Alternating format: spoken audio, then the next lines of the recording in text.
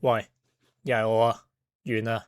咁啊，講咗兩集時裝嘢啦，咁啊點知啲 view 啊，就真係慘不忍睹啦。就算有呢個 Angelababy 啊，都賴嘢啊。咁所以今日咧就諗住同大家講另外一單八卦嘢啊。即係你有冇諗過咧？一段辦公室走廊嘅片啊，可以令一間公司咧變成咗一個 PR 或者係一個管治嘅災難啦。即係你以為我今日淨係講八卦，就唔係淨係八卦咁簡單咯，而係今日係用呢單嘢咧，想講一講呢啲咁嘅商業世界入邊其中一個都幾致命嘅炸彈啊，就叫做關鍵人風險啊，就即係 key man risk。咁啊，同時間有樣嘢更加恐怖嘅就係權力不對等啦。咁啊，都係嗰句啦，大家好，我係袁啦。一個喺 luxury retail 入邊做咗廿幾年陳列嘅打雜啦，而家過咗嚟英國做二等公民啦，等公開啦，等生意啦，所以間唔中咧喺等嘅時候就會用行內嘅角度咧，同大家講下啲娛樂八卦、時裝新聞啊咁樣樣啦。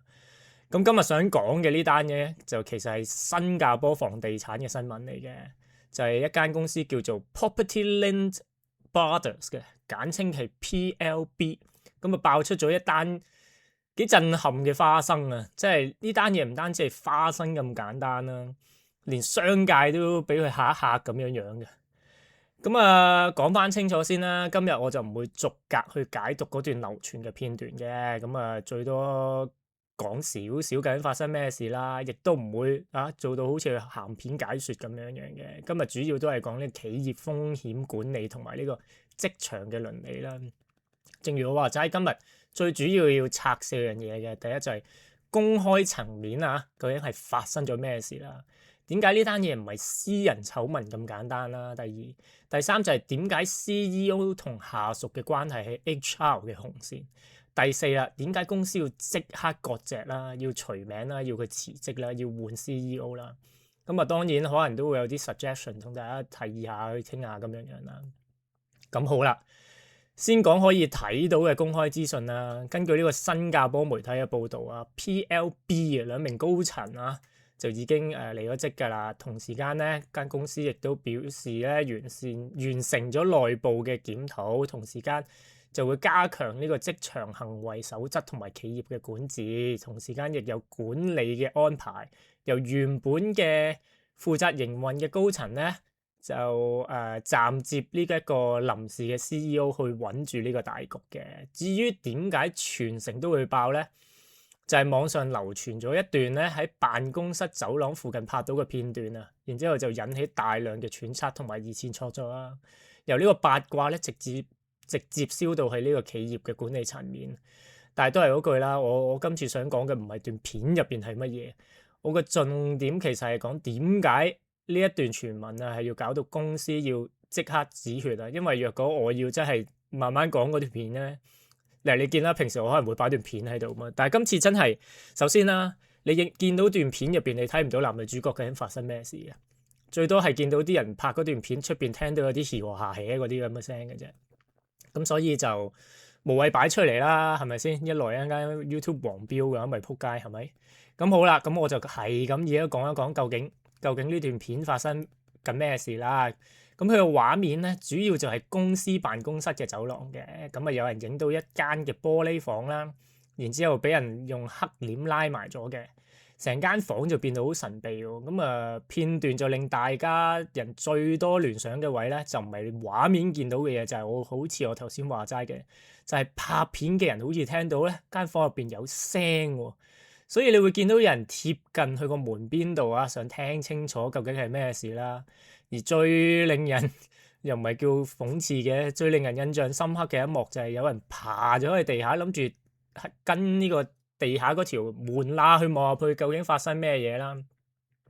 之後咧就流傳到咧有個版本就包括咧有人咧就俾人影到拎住類似濕紙巾嘅嘢出入啦。最後就係兩個人先後前後腳行出間房，最後一個仲要好小心咁鎖門，似乎咧就唔想似乎就想避免咧唔再有人撞到咁樣樣啦。所以你明點解件事咁癲嘅？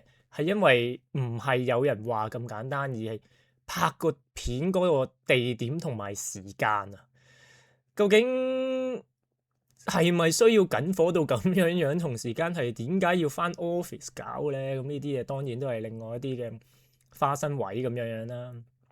咁好啦，而家講返事發嗰個兩個人係咩人嚟先？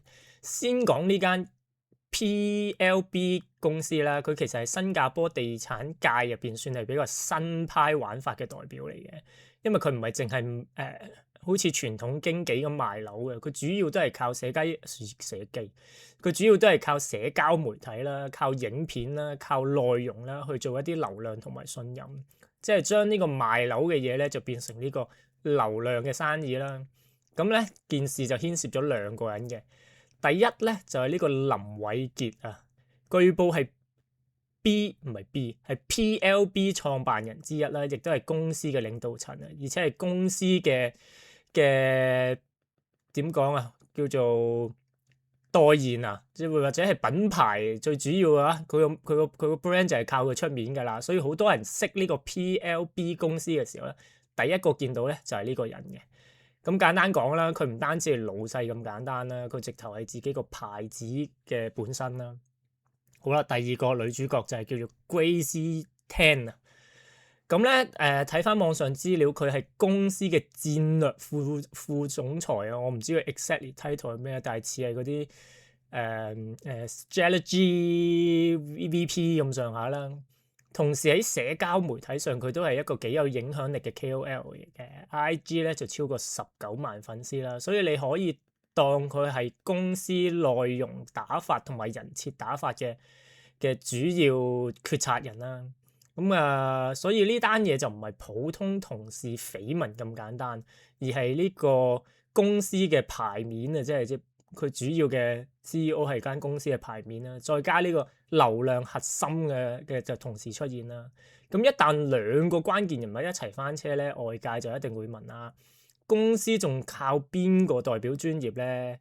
客戶信任仲靠邊個嚟接棒咧？內部升職同資源分配有冇潛規則咧？究竟公司文化係咪本身就有問題？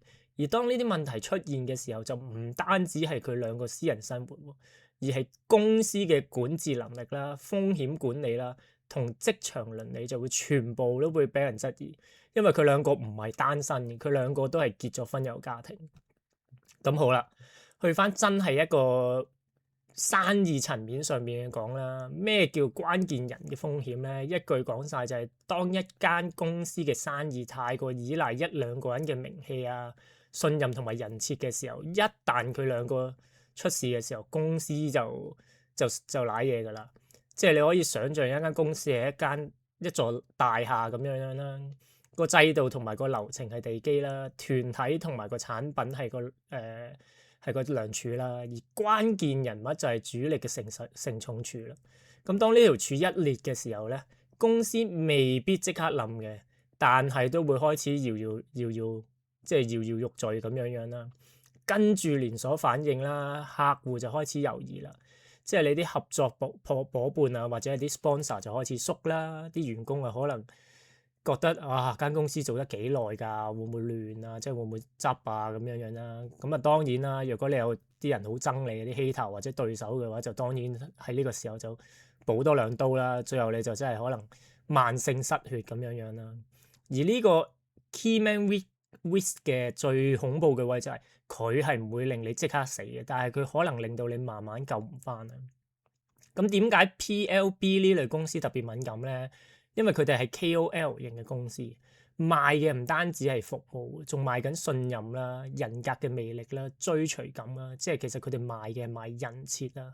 傳統大行靠嘅係制度同埋網絡啦，靠盤嘅來源啦，靠人海戰術啦。但係呢啲 KOL 型嘅公司咧，主要都係靠一兩個人嘅頭像啦，去帶流量啦、帶委託啦、帶成交啦。所以佢好快，亦都係好脆啊！即係佢唔係好穩陣嘅呢樣嘢。咁你可以咁觀眾可以咁樣講嘅。如果我係業主啦，我委託你買樓啦，我買緊嘅其實係你嘅可信度咯。即係當你呢兩個即係你嘅門面啊，係應該係叫門面啊。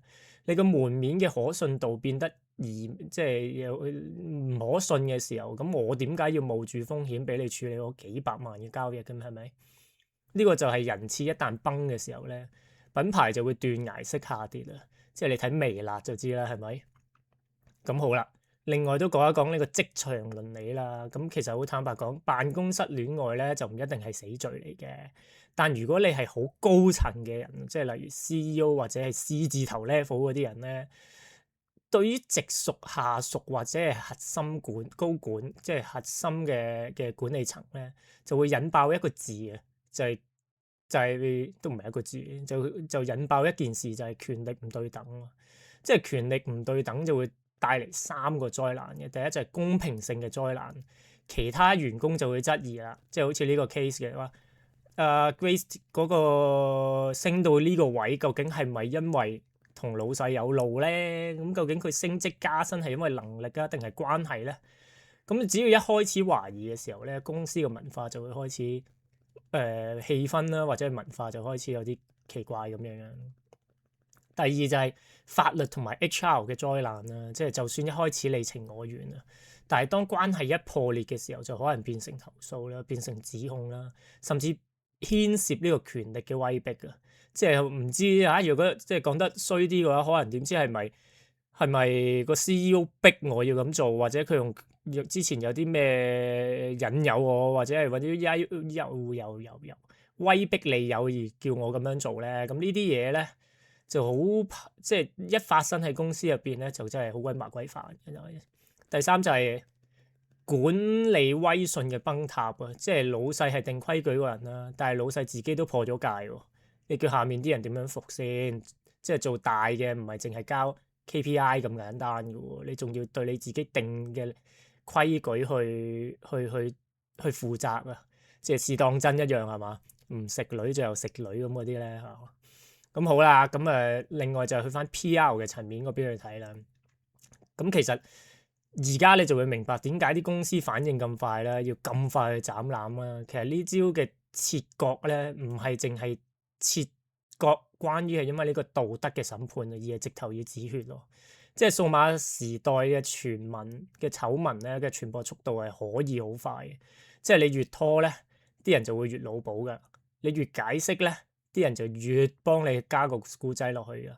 你越含糊咧，外界又會覺得你喺度包庇咯。所以公司咧第一時間要做嘅嘢就係將成間公司縮到啊，將件事啊由成間公司嘅層面縮到係個人層面嘅事啊，即係佢兩個事嚟嘅啫。跟住另外就係即時交代呢個管理嘅安排啦，要有人頂佢個位咁樣啦。第三就係可能宣佈制度會加強啦，守則會更新啦。第四就係同時維持一句就係要同人講話，我哋已經換咗人㗎啦，跟住我要做嘅嘢都會如常地進行嘅。即係火燭最重要嘅唔係點解要着火啊，係先要救咗火，先要疏散，然之後先去撲滅咗個火源，先至再去揾翻點解着火嘅原因。咁另外啦，講到零容忍啦，我又唔係真係可以用呢個道德高地去講嘅，即係純粹都係用生意層面去講啦。新加坡成個國家咧，唔單止係商業咁簡單，佢連個國家嘅環境都好重視規矩啦、紀律啦、可信度同埋可預測嘅。你睇佢食香口膠嗰啲就知啦，係咪？尤其是去到呢個地產行業咧，個本質就係一種信任嘅生意啊！你信我，我先至可以幫你處理咁大單嘅資產交易啊！即係啲窮鬼好似我呢啲咁樣，你買間屋真係成世人最大額嘅資產交易嚟嘅。你話一個信唔過嘅人，你真係一個唔覺意真係瀨嘢嘅。所以當呢個領導層出現不確性嘅時候咧，咁間公司嘅市場就會自動收縮㗎啦。即係啲客就會停低諗一諗先咯，啲合作就可能會停咯。之前啲 sponsor 見到你咁樣，我咪停咁樣咯。同埋都係之前話齋，你見到你兩個咁嘅關係嘅時候，嗰啲員工就會開始有少少動搖啦，覺得啲氣氛嚇。究竟你哋佢有今時今日咁嘅地位，究竟係因為佢嘅能力啊，定係你哋兩個嘅關係啦？即係有啲地方咧係靠講古仔嚟做生意嘅，但係新加坡就好明顯唔係靠呢樣嘢咯。新加坡係靠唔好出事嚟做生意咯。咁啊，去到尾啦，咁啊都總結下啦。咁啊有3樣嘢想講啦。咁首先就係你真係要做公司嘅時候咧，即係特別係做呢啲咁大額生意嘅公司嘅時候咧，個制度要先行過個人設啦。即係你可以靠一個人起家，但係唔可以靠一個人過世啦。即係你要有 backup 嘅 plan，要有第二個梯隊，要有交接嘅機制啦。要將同個客嘅關係變成公司嘅資產之一，就唔係個人嘅資產啦。第二就係職場戀情要有申報同迴避嘅機制，即係唔係話好似棒打鴛鴦咁樣。